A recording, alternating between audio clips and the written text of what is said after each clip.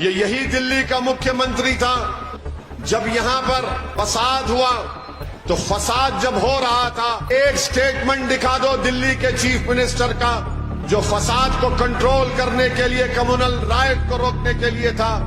वाहिद chief minister है जब हिंदू और मुसलमानों में नफरत की आग लग गई तो ये बजाय उस आग को बुझाने के उस दिलों की तरह अपनी पीठ दिखाकर जाकर महात्मा गांधी के समाधि के पास बैठ गया अपने मंत्रियों को लेकर।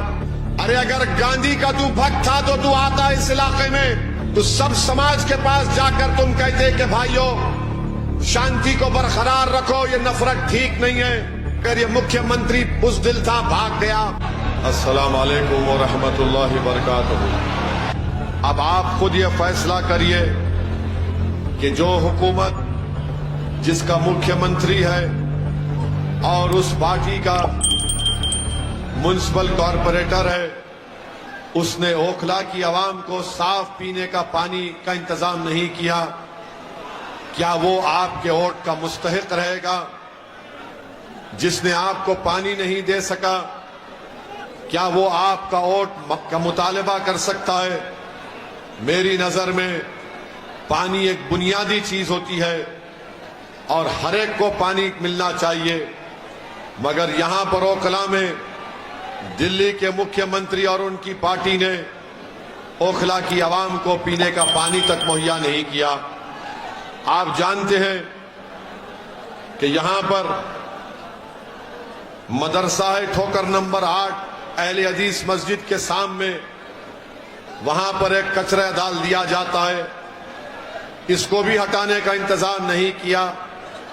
बल्कि आप ये भी जानते मेरे अजीज दोस्तों और बुजुर्गों कि अबुल फजल एरिया में वहां पर भी एक डंपिंग यार्ड बना दिया गया और रोड पर कचरा डाल दिया जाता है जिसकी बदबू से तमाम आवाम परेशान रहती है। एक और गार्बेज डंप यार्ड बना दिया गया अल शिफा हॉस्पिटल अबुल फजल एरिया में, यहां पर भी खुली मोहरियां हैं। अब आप अंदाजा लगाइए कि क्या क्या तकालीफ का सामना आपको नहीं करना पड़ता।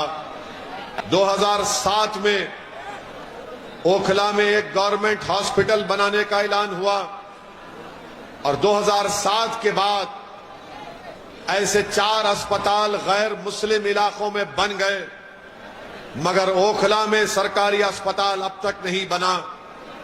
और सरकार केजरीवाल की है और कॉरपोरेटर उन्हीं की पार्टी का है।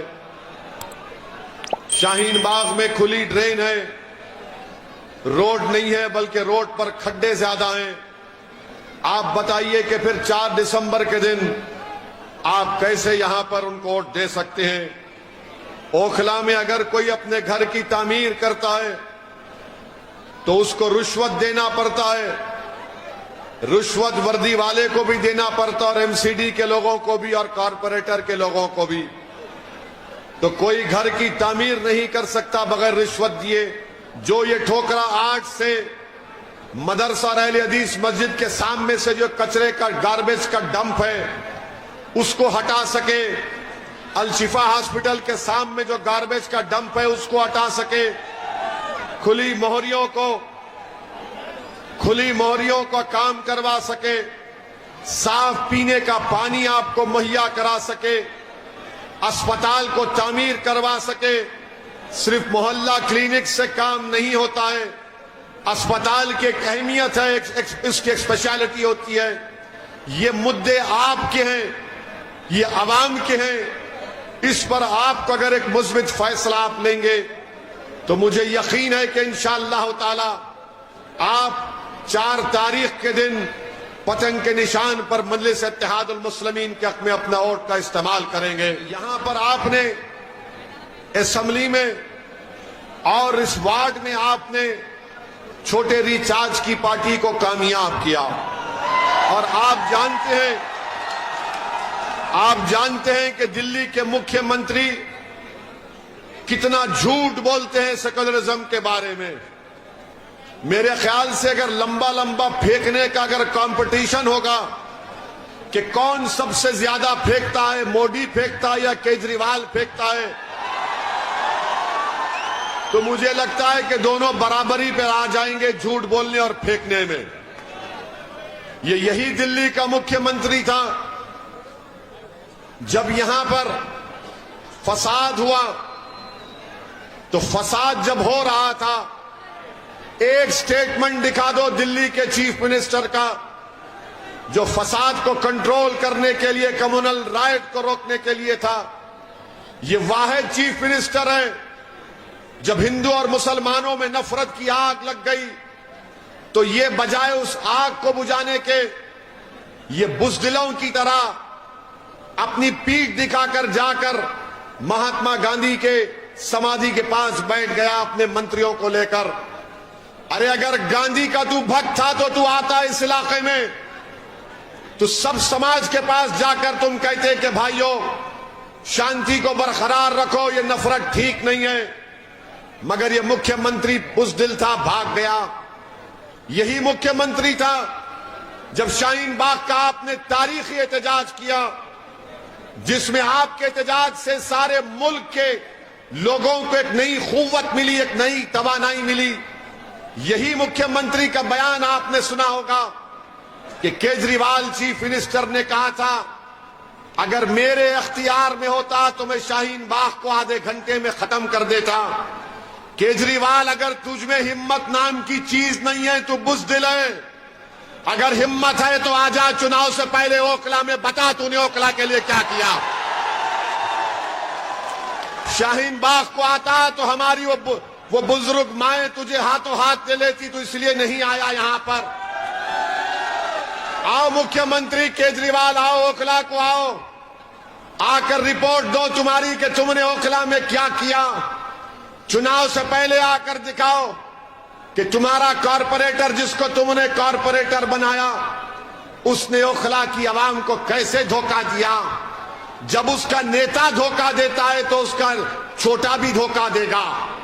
तो ये दोनों मिलकर धोखा दिए। आप जानते हैं कि जब कोविड की पहली वेव चल रही थी, तो उस वक्त ये पहला शख्स था पूरे भारत में जिसने अपनी नफरत की वजह से, अपने जहनी छोटेपन की वजह से, ये पहला शख्स था जिसने कोविड फैलने की जिम्मेदारी मुसलमानों पर डाल दी। सारी दुनिया में कोविड फैला, चाइना से शुरू हुआ, पूरे दुनिया के मुल्कों में फैला, मगर ये वाहिद केजरीवाल था जिसने कोविड फैलने की जिम्मेदारी सुपर स्प्रेडर मुसलमानों पर डाल दी और कहा कि तबलीगी जमात जिम्मेदार है। आपको याद होगा कि दिल्ली हुकूमत की तरफ से एक लिस्ट आती थी कि कितने लोगों को कोविड हुआ, कितने डिस्चार्ज हुए, कितने टेस्ट हुए, तो उसके बाजू लिखा जाता था तबलीगी जमात सुपर स्प्रेडर। आप बताइए इसकी जहनियत क्या है इस मुख्यमंत्री की कि बैठकर मुसलमानों को बदनाम किया तबलीगी जमात का नाम लेकर।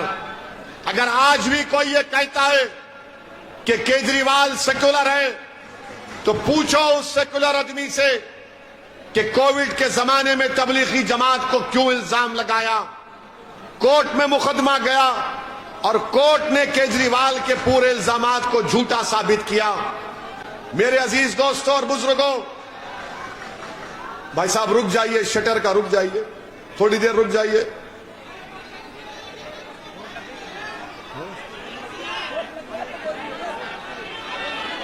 क्या हुआ?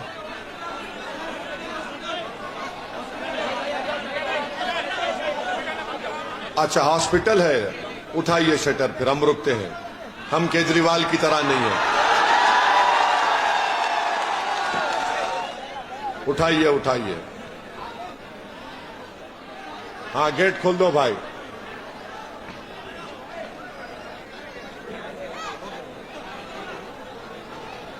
Okay, you are happy?